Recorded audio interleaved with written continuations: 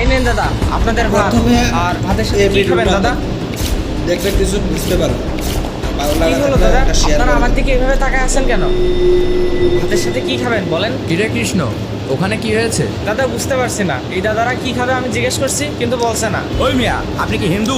জি দাদা আপনি ঠিক ধরেছেন, আমি হিন্দু। দাঁত বাটা, তুই হিন্দু হয়ে আমাদেরকে খাবার দিতে আইছিস? আমরা কোনো হিন্দুর হাতের খাবার খাই না। কিরে কৃষ্ণ, কি হয়েছে ওখানে? ভাইরা তো রাগারাগি করছে কেন? না দাদা তেমন কিছু না, খাবার তো আসলে আমি রান্না করি না, আমি তো শুধু খাবার সার্ভ করি। এই মিয়া, আপনি যে খাবার দিচ্ছেন এই খাবারে আপনার হাত লাগে নাই? আপনার হাতের খাবার আমরা খেতে পারবো না, নিয়ে যান আপনার খাবার। খাবার দিতে গেলে তো একটু হাত লাগবেই, তো আপনারা একটু ম্যানেজ করে নেন। কষ্ট করে ম্যানেজ করবো মানে? আপনার মালিক কই? ওই ভাই, আপনি ওখানে বসে বসে কি দেখছেন? এদিকে আসেন। কি হয়েছে ভাই, বুঝলাম না। আচ্ছা দাঁড়ান আসছি। কি হয়েছে ভাই আপনাদের? এই মিয়া, হয় নাই কি? এটা একটা মুসলিম হোটেল, আর এই মুসলিম হোটেলে আপনি একটা হিন্দু স্টাফ রাখছেন কেন? আপনি এখানে রাখবেন একটা মুসলিম স্টাফ। ভাই রান্না তো আর ও করে নাই, ও আমার অনেক ছোটবেলার বন্ধু, তাই ওরে আমার হোটেলে কাজে নিয়েছি। কেন ভাই, কোনো সমস্যা হয়েছে? এই মিয়া, সমস্যা না থাকলে কি বলতাম? আপনার হোটেল হিন্দু, এটাই আমাদের সমস্যা। ও হিন্দু, এই জন্য আপনাদের সমস্যা? আচ্ছা কি সমস্যা একটু বলবেন? আমরা কোনো হিন্দু লোকের হাতের খাবার খেতে চাই না। আপনি কি চান আপনার হোটেল থেকে খাবার না খেয়ে আমরা চলে যাই? না ভাই, তা চাবো কেন? আপনারা না খেয়ে চলে যান, এটা তো আমি কখনোই চাবো না। তাহলে এই হিন্দু স্টাফকে সরান আর এই ভাতগুলো চেঞ্জ করে দেন। আপনার এই হিন্দু ওয়েটারের হাত লাগছে এই ভাতের মধ্যে, এই ভাত আমরা খাইতে পারবো না, এই ভাত চেঞ্জ করে দেন। ও এই ভাতে হাত দিয়েছে দেখে আপনারা এই ভাত খাবেন না?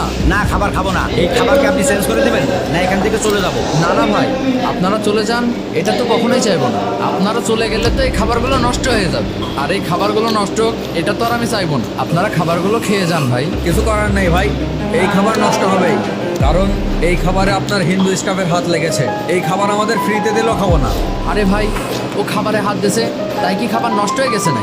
বিষয়টা তো বুঝলাম না ভাই। আপনিও দালালি করছেন কেন? আপনি কি দালাল? না না ভাই, এখানে তো দালালের কিছু নাই। আপনারা আমার হোটেলের একজন স্টাফকে এভাবে বলবেন, এটা তো আমার ভালো লাগবে না ভাই। আর খাবারটা যদি পচা বাসি হতো তাহলে না আপনারা না খেয়ে চলে যেতেন। খাবারে তো কোনো সমস্যা নেই, তাহলে আপনারা কেন খাবেন না?